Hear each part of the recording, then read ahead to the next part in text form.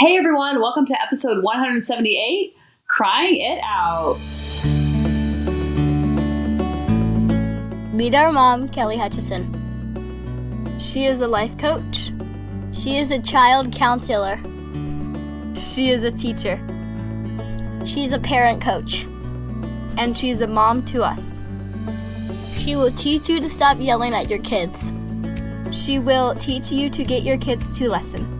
She will teach you how to never sleep with mommy guilt again. She will teach you how to be an imperfect mom, so you can help your kids be imperfect too.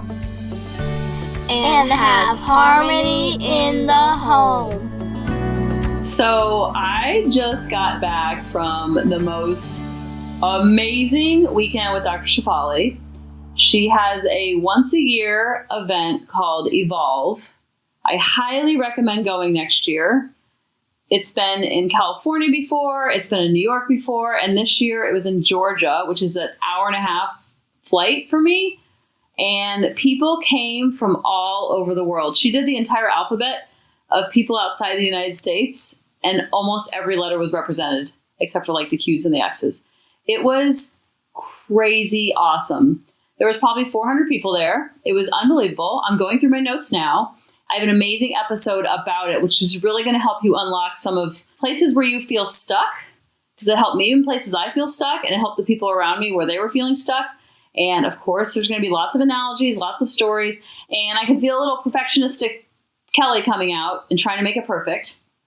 I am going to do it, but as I'm preparing the notes, I'm not quite ready yet.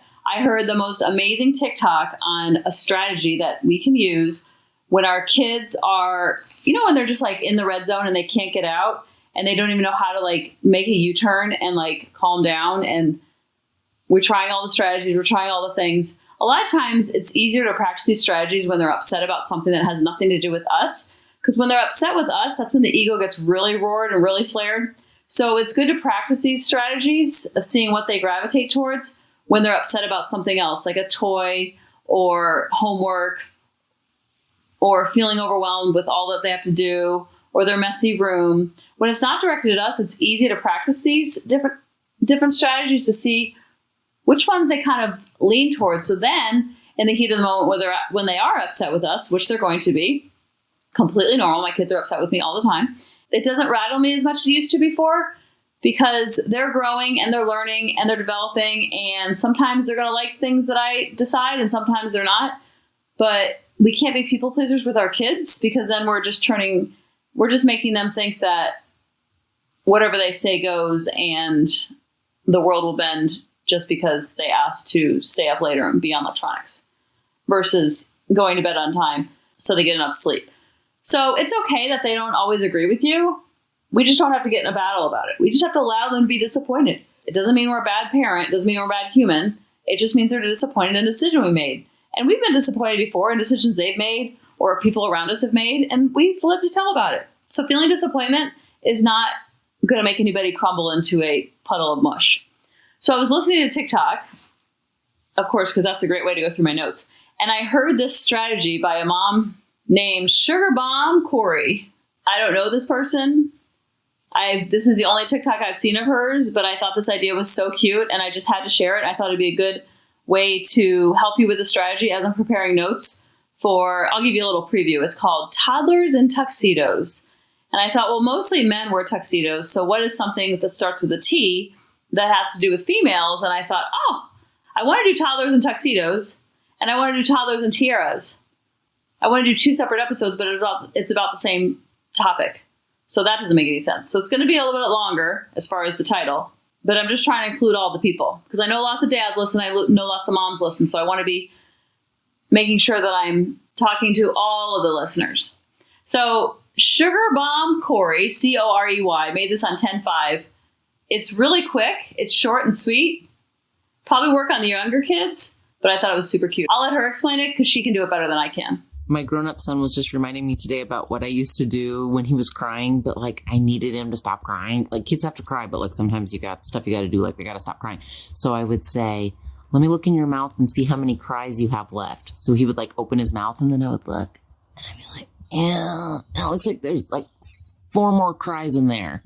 Go ahead and push him out. And he'd go like, wah, wah, wah, wah. And then, like, if he wasn't totally done, I'd look in there and I'd go, oh, no. There was one hiding in there. And he would go like, wah. And then it was done. So anyway, feel free to use that trick. And I love this because it still allows the child to cry. Because if you've ever been crying and someone tells you to stop crying, does that work? And that you all of a sudden stop crying? Or they tell you to calm down? That actually enrages you. It enrages me. I know that. To calm down, it does the opposite effect. And it's very counterintuitive. But the more we allow our kids to cry, the less they cry, less intensity, less duration. And the goal is not to have them not cry. The goal is to have them have emotional regulation where when they cry, it feels good to release it and they don't have any shame or pain or anxiety because they are crying. Because a lot of times when we expect our kids not to cry, don't have emotions, don't express yourself, suck it up, be a man, act like a big girl, all those terms that we say to kids, sometimes it backfires and then they're walking around telling themselves, I can't cry, I can't cry, I can't cry. And they're trying to hold it in. And I don't know about you, but holding in tears makes them come out even harder. It's like holding in a laugh. It's like holding in a burp. It's like holding in anything. The more we hold it in, the more pressure and tension that builds up. The comments were so fun because they were a lot of good ideas too that worked with their kids. Just cute little fun and whimsical ways of allowing the kids to cry and not being so rattled by it. Because when we freak out that they're freaking out, that makes them freak out even more. Remember the flight attendant analogy? And Stephanie says, at bedtime, I told my daughter that we were going to take the cries and put them on the table. And the next morning she could use them again if she needed.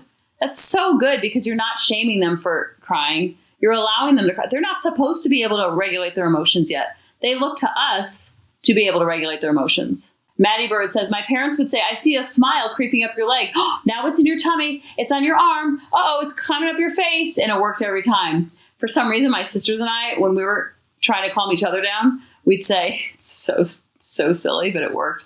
I see that smile coming up the road. I see it coming. I see it coming. And then by the time we got even to the end, they're already smirking. Oh, my darling 42 says, this is really cute. My mom used to pull bad dreams out of my forehead. Isn't that cute? The kids are really upset. You can like kind of look in their ear and see, oh, I see what your brain's saying. Your brain's really upset right now. And I can see some fire in your ears or fire in your brain. And it's not a way to like shame them. It's a way to kind of change their mind and help them get out of the red zone. Now, there's a few that I'm like, I don't know about this. My son's ears turn red when he fibs. I told him it's because I'm a witch and I can put a spell on him. Now, that's probably crossing the line a little bit. We don't want to freak our kids out. We want to do it in a fun and whimsical way, not terrify them and give them bad dreams. My friend's brother, this is probably another non-example. My friend's brother convinced her, you are born with a certain amount of tears. Don't waste them or you won't be able to cry when mom and dad die. That is like dark. Patria Power says, when I was a nanny, I convinced kids I had magic kisses when they would fall. I'd kiss the owie and they'd immediately stop crying.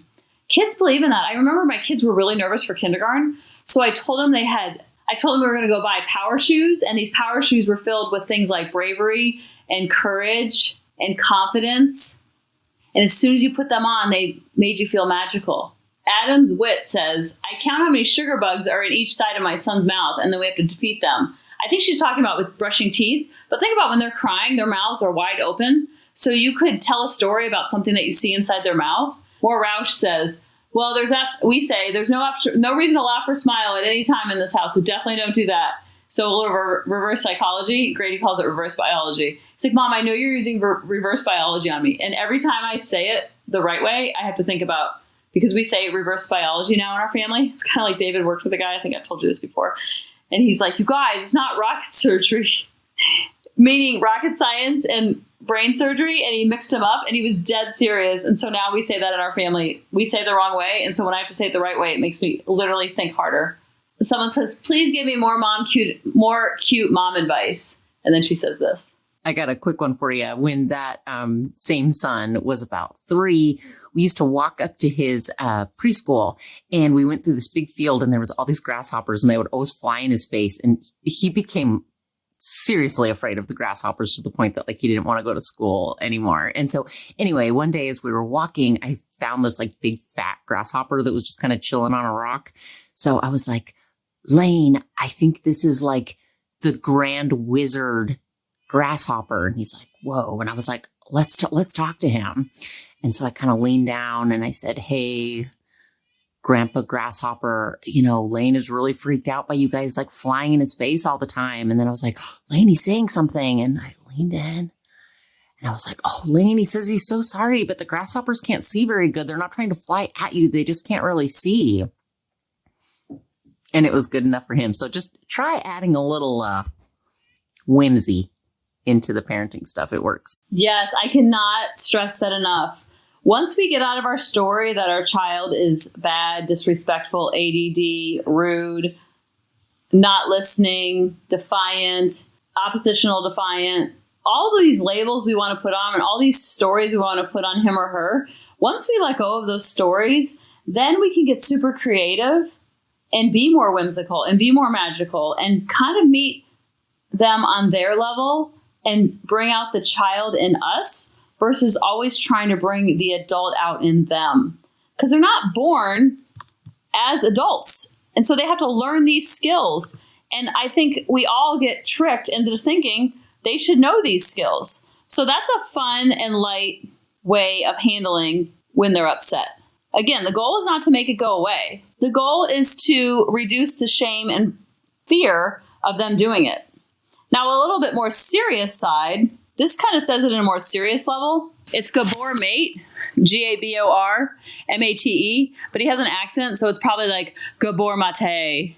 Maston Kit posted this, and it's really powerful. And it's a deeper version of what we're talking about, and he says it way better than I can. Children have no self-regulation. So if you're stressed as an adult, if you're mature enough, you can regulate yourself. You can take a few breaths. You can calm yourself down. You can say, okay, slow down. Let me think about this. Let me deal with this.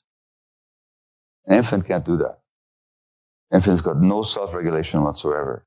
The infant's brain requires the mature function of the adult's brain to regulate it. But what if the adult's brain is not functioning maturely because that adult themselves never got the right conditions for the healthy development?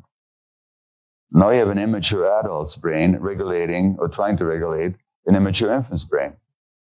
So that self-regulation never develops. Isn't that powerful? Just like our kids don't come out of the womb knowing how to walk and talk, do math, play sports. I'm watching the development of Grady playing the trombone. And he probably started maybe 6 weeks ago.